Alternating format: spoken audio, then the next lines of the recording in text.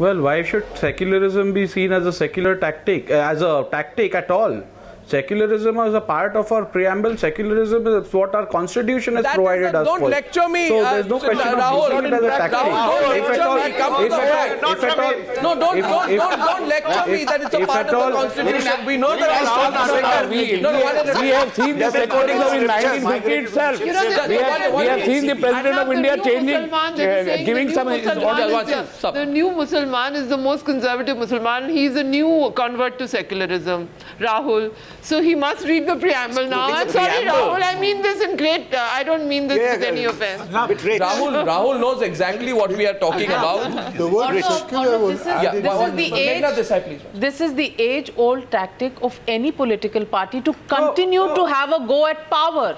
You lose the mandate, then you start saying that we'll create an alternative front because secularism has to be saved. You list some 3 or 4 very huge, priorities that the country has to follow. In return for that, stay in power. This chant is not going to work. Anyway, yes, Rahul. No, it is not the Congress party or the NCP or any other party in government that's talking about secularism. When the Gujarat riot took place, the media was also questioning the secularism of the government of Gujarat. So was that also a political ploy? I mean, if there is something which is communal that's happening in any part of the country, or if there is a party that is indulging in communalism, if a particular party points it out, you can't term them to be using secularism as a tactic. Mr. Rahmani, can you name one single party who did not indulge in communalism? Even a single party. So secularism is merely a slogan. It's a tactic, as very rightly Sabha said. It's a tactic. It's a power game. There is no ideology in the country but one ideology. There is one Hindutva ideology and another is soft Hindutva ideology. And there are 2 parties. One is BJP and another is Congress. All other are, their number is hardly 20 or 15 in the country. And they have to align Mr. Narvekar, it is open season in Delhi now, and there is some serious talk about your party, the NCP, flirting with the BJP. There's some serious flirting going on between the NCP and the BJP. So let's... The leader of NCP has been named under Shri Krishna Commission and report. We've seen this talk. In any case now. In any case, I'd like to get... And Mamata Banerjee was ally of NDA. Rumors is something that Arnav, you would be subscribing to, we don't. I'd like to get Suresh Prabhu into this conversation, please. Bottom line is very simple. You see, fight for secularism all the time. Defend it to your last breath as far as implementation of the Constitution and its principles in our daily life are concerned. But to use it as a political tactic and to consistently forget it, I mean, that's ridiculous. And you talk about the media, Rahul Narvekar. When things were going wrong in Gujarat, the media was doing its job by reporting on what's happening on the ground. The media was not like some political party. So exactly, a responsible political party is pointing out something which is wrong. So they are also doing their job. And you need to remember that. You need to remember that. Don't try and shout me down. If there was one party that refused to take a position even after 2002, it was the Congress party, which was your ally. It was the Congress party, Gujarat Congress leaders who refused to come out in the open and take a position. The media has always consistently taken a position on these issues, regardless of which political party is concerned. His dharna there. Suresh Prabhu, on what Rashid Alvi has said, what Digvijay Singh says in the context of the numbers, of course, the full numbers will only be clear tomorrow. We are in speculation season till 8 o'clock tomorrow morning. But do you think this is going to be a relevant argument or a slogan? Do you think the Congress party will try and play catch up right now using this as a slogan? I remember the days when there was a Cold War. The people always used to be scared by the Western world by saying Russians are coming. And the Russians are coming became so popular. In fact, there was a movie which was made subsequently as a satire on that. So I think every time the party is in danger, we use this level of secularism. I don't know who is the accrediting authority to decide who is a secular party. The parties are with NDA, they are not secular. The moment they leave NDA, they become secular. We all have sworn by the Constitution of India. I say openly that I swear by the Constitution of India. I would personally feel I am a secular person. In fact, I remember one of my good friends, Ilyas Azmi, who used to be member of parliament, had said in the parliament that Suresh Prabhu is really secular, because it doesn't mean that secularism can be decided by way of somebody dubbing it only when it is a political expediency. What is important is the commitment to the cause of secularism. If you look at the speeches of Mr. Narendra Modi during the entire election process, he has never used a word which can actually be dubbed in any way which is not secular. And then people are accusing him that all the time you are not talking about religious issues. All the time you are not talking about it. Look at the BJP manifesto, which does not speak about it. Now suddenly, at a time when we are losing, Mr. Prabhu, here a rebut that two of our panelists want. You are a very competent chartered accountant, but that does not mean that you would speak something which is not correct. Who is Mr. Prabhu? He's my professional Mr. colleague. Prabhu, Kamal Farooqui is taking you on. Please, Mr. Farooqui, go ahead. Mr. Prabhu, I have got great respect for you because you are my professional colleague. But please don't quote the facts which are not there. Mr. Modi has made the kind of speeches which he should not made because he was trying to be a prime minister. He has tried to distinguish between the infiltrators for a particular community and refugee for a particular community. This is not the kind of words which a future prime minister should use it. And things have been said on his flags. I'll get Meenakshi Lekhi to respond. And she is raised. And I know what's after Meenakshi Lekhi, please. Yes, Miss Lekhi. Miss Lekhi, no, Miss Lekhi. Miss Lekhi to Kamal Farooqui, please. I wanted to reinforce that Mr. M.G. Vaidya is not any organizational post holder in the RSS. And whatever words he has used are his personal views. Answering Mr. Vaidya, answering Mr. Farooqui is one thing very simple, that normally any country will have rules regarding who can get the refugee status, who cannot. We are all governed by the human right violation and such international law. Under the international law, Taslima Nasreen, who may be by practicing a particular religion, she may be a Muslim, but she was persecuted in Bangladesh, so she is welcome as a refugee. Similarly, if Hindus are persecuted in Bangladesh, their lands are being taken away, etc., and they are killed, they are refugee because they are persecuted. So don't try to equate infiltrator with a refugee. In fact, our problem is that we have not put the rules and regulations in order in this country. Miss Lekhi, take a rebut. Miss Lekhi, please take a rebut. Who's responding? One at a time, please. Who's responding?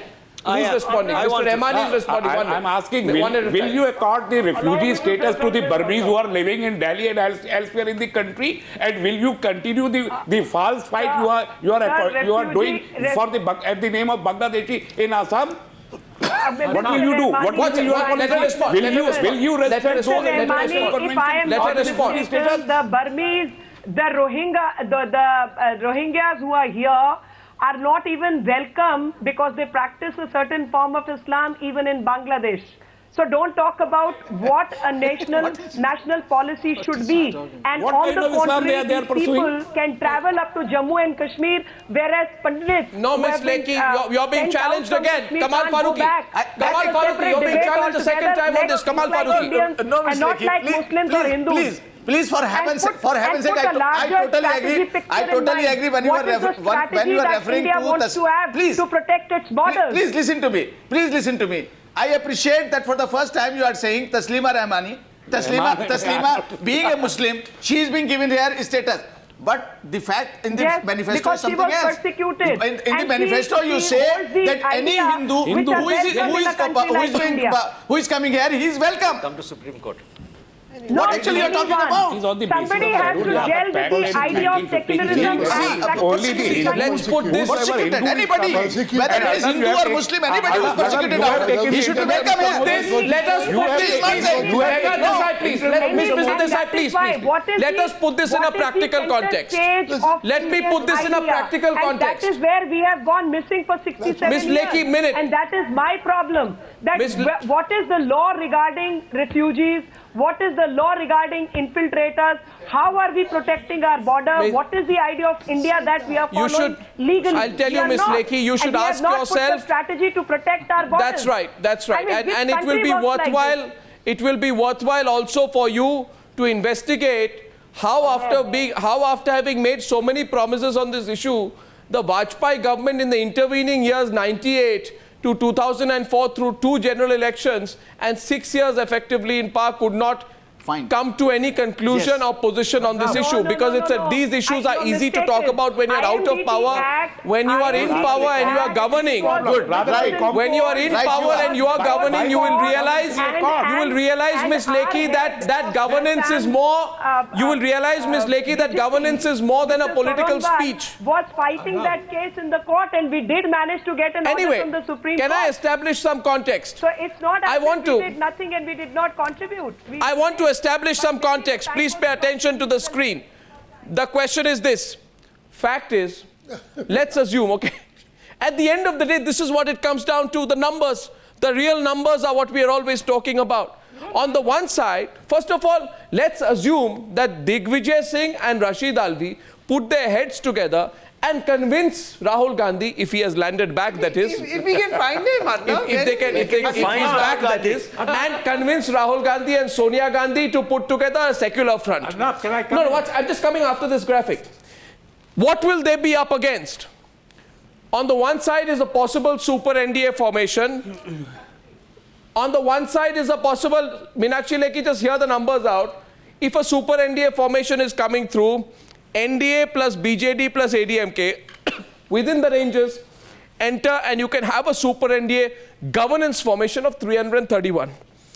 Now, if the whole world, rest of everybody comes together, if everybody decides that Mr. Gandhi must be given a chance and Digvijay Singh and Rashid Alvi's attempts to form a secular front should happen in the given day with these numbers, best case scenario, the whole world, TMC, one second, TMC, SP, BSP, left, UPA, and maybe 25 other parties come together, then you will still be short of the halfway mark. But everybody cannot that will be a criminal violation of the sense of the cannot mandate. coexist. A Samajwadi party, practically speaking, cannot go with the Bahujan Samaj party. The left cannot go with the TMC. The left cannot go with the TMC. So this is a completely improbable solution. So Mr. Rashid Alvi will have to think again. This cannot be decided after tomorrow evening. No, so the point is... We don't know how much realistic these figures are.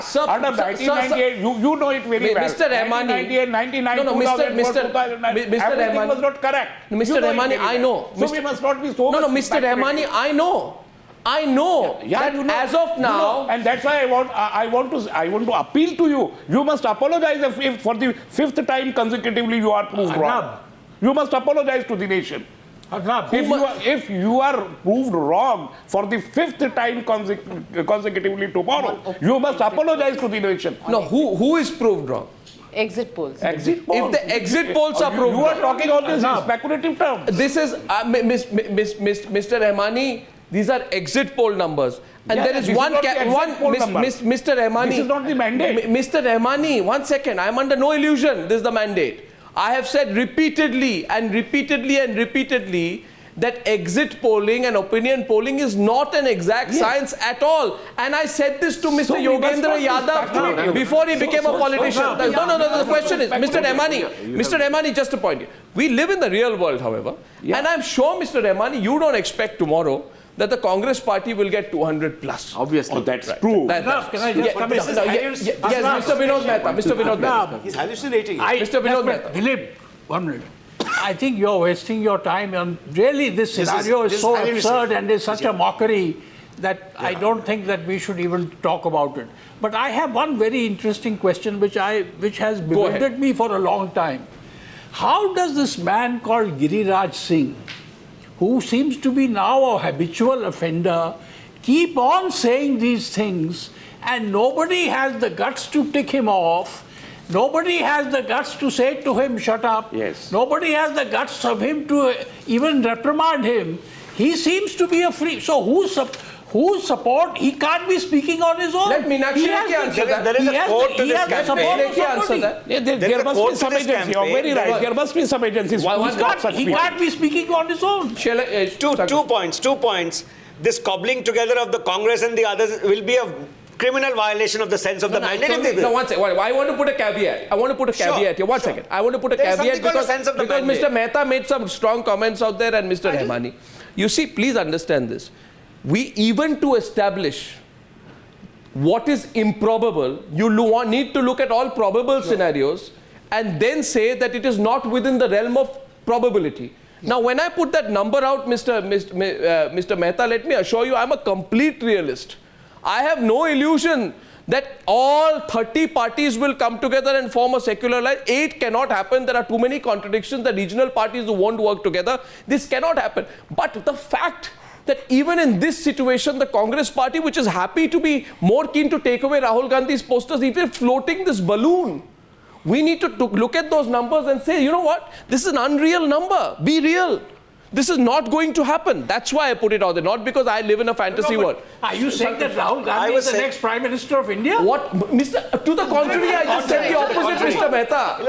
Anyway, Mr. Mehta, beyond the numbers, yes, Arnab, there is a sense of the mandate, and tomorrow we will have the sense of the mandate. For anyone to try and cobble up something against it will thwart that mandate, and that will not be good for democracy. Let me say that. On Giriraj Singh, let them complete. I have met him twice during the course of this campaign. Giriraj Singh. On the first time, he was put down, and Mr. Narendra Modi, I think, sort of dissociated himself. Then he told you on the interview that this will not be repeated. It has been repeated 2 days ago, and today he is the BJP's candidate from Nevada. He is roaming around Bihar making these statements. There are statements emerging that whoever opposes the BJP is anti-national. I mean, what is this discourse? And why does the BJP not tick him off? I have a question. Dissociating Whose shoulders is he firing off? Dissociating from his statement is not enough. Whose shoulders is he firing off? It's just not enough. Let's get to the panelists again. Let's get to the panelists. Sankarshan, you made your point. You made your point. 9 minutes left. 9 minutes left. Yes, Pawan Verma. Allow that. Yeah, Pawan Verma. It is precisely this debate. It is precisely this debate which you will accept will allow us. We are not going to Pakistan if we disagree. There can be in this country a counter view on a civilized plural democracy, and then respect needed to be given to all faiths and on the kind of governance that we should have. So we are not using secularism as an expedient or a shortcut route to power, but there can be a counter view. Please allow for that. And therefore I say to you, let not this euphoria snuff out all other voices in this democracy. Mr. Pawan Verma, this question, since it has been raised several times in the course of this debate, and I reiterate at this point of time, that for the Congress party having led itself, I would say, realistically, the Congress party has walked into this debacle and created this situation for itself. For them to now raise the secularism issue is slightly farcical, but I think Meenakshi Lekhi should respond to this.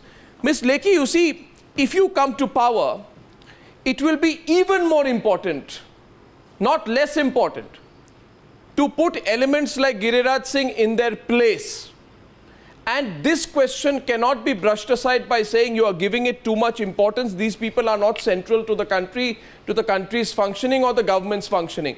Because you will be tested against your ability to put these people in their place. Now, if you heard the text of Mr. Modi's interview to me, when I asked him the question, he said, would these people not have stopped had I not done something? Now, clearly it is evident from the statements of Giriraj Singh that not only has he not stopped, he's become more vituperative, he has become more vicious, and he's become a habitual offender. This question, therefore, cannot be brushed aside by saying that let's not look at what Giriraj Singh says, because that kind of thought needs to be... Or laugh at the word secularism.